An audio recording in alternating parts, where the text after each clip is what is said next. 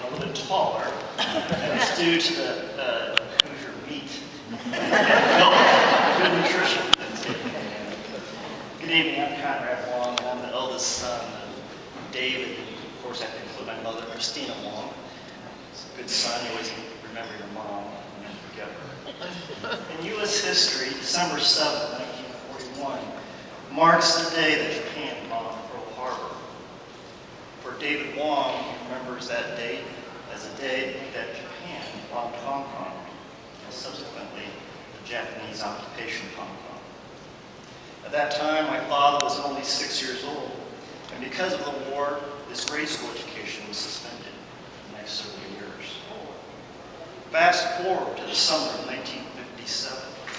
On the night before my father departed Hong Kong Harbor for the United States to start his college career, he took a walk with my grandfather, who gave him a very strong mandate.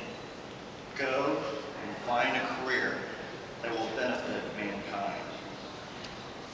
Fast forward to 1968. Dad moved my mother and I to Indianapolis that year so that he could start his first and only job at Eli Lilly & Company. For the next 32 years at Eli Lilly, Dad would have a remarkable and distinguished career that encompassed the discovery and development of 3 breakthrough medicines for mental illness. Dad and his colleagues' visionary and scientific efforts led to the discovery and development of Prozac, Strattera, and Cymbalta. These 3 drugs not only revolutionized how neuroscience was studied, but revolutionized how mental illness is treated today.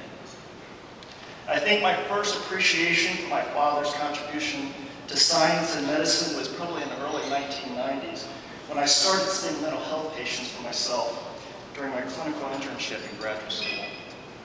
I quickly was impressed by how many of my patients were taking Prozac. More important, I witnessed firsthand the clinical benefits that my patients received after taking this medicine. Prozac, a medicine my father helped discover and develop, relieved the suffering of so many patients with major depressive disorder. My dad's later discoveries of Strattera and Cymbalta led to effective therapies for treating attention deficit disorder, depression, and chronic pain. Combined, these 3 drugs have accounted for millions of patients who have experienced relief from mental illness and chronic pain, and generated billions of dollars for the Lilly company. Fast forward to spring of 2008. Dad has already retired from Lilly, but I decided to take a crack at drug development and join Eli Lilly as a clinical research scientist. My job was to take drugs that were coming from the discovery labs, same labs like where my dad came from, and put them into clinical trials for the first time to test for safety, tolerability, and ultimately to see if they worked. What very few people appreciate are all the hurdles a drug must go through before making it to the market. The reasons for failure are numerous and can include poor tolerability, poor safety, or just the simple fact that they don't help patients. My new experience at Lilly has given me a whole new level of appreciation for my dad's contributions and accomplishments to science and medicine. For someone who has contributed to the discovery of 3 major drugs that made it to market is truly a remarkable accomplishment. I always knew my dad was a great neuroscientist, but I have to say that now I consider him a rock star in science and medicine. I told you that my dad moved my mom and I to Indianapolis in 1968. Back in the day, Indy was better known as Indianapolis. Look at it now today. During all the years of growing up on the south side of Indianapolis, I'm a graduate of Perry High School. There were only a handful of Chinese families at that time.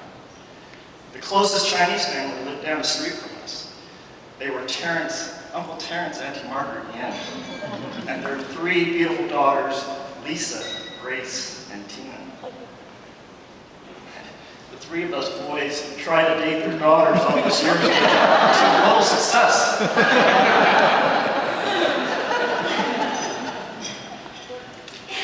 Dad and Mom were very instrumental in fostering the Chinese community in Minneapolis.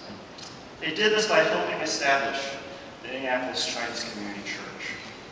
I remember my dad packing us up in the station wagon every Sunday and faithfully making the trek to the north side of Minneapolis to attend Chinese church. My dad's Christian faith is very important to him, and one of the best ways he knew to serve the Chinese community was to ensure that the Chinese had a place to worship together.